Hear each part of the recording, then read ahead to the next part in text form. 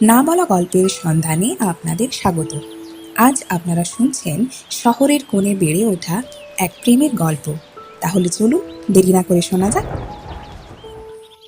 এক শীতের সকালে শহরের ব্যস্ত মোড়ে অনিরুদ্ধ আর মিতা প্রথম দেখা করল। অনিরুদ্ধ প্রতিদিনের মতো তার অফিসের পথে যাচ্ছিল, আর মিতা কলেজ থেকে ফিরছিল। হঠাৎ বৃষ্টি শুরু হলো, আর দুজনে একটি ছোট্ট ছাউনির নিচে আশ্রয় নিল।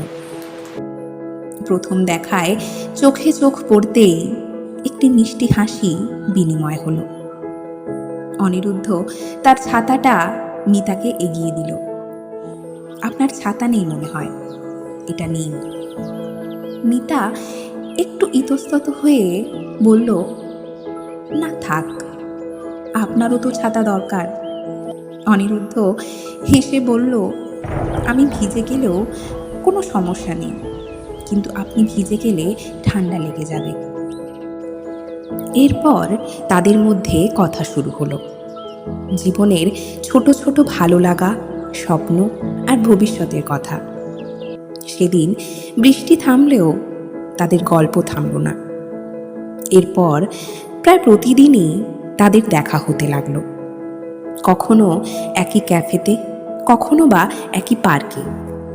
অনিরুদ্ধের যত্ন আর মিথার সহজ হাসি দুজনের জীবনেই নতুন রং নিয়ে এলো। এভাবেই তাদের বন্ধুত্ব কখন যে ভালোবাসায় রূপ নিল তারা নিজেরাই বুঝতে পারল না।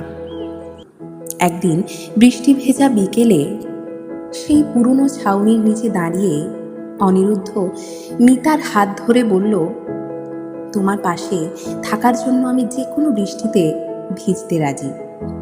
আর মিতা হেসে বলল, আর আমি তো ছাতা ছাড়াই তোমার সাথে পথ চলতে রাজি।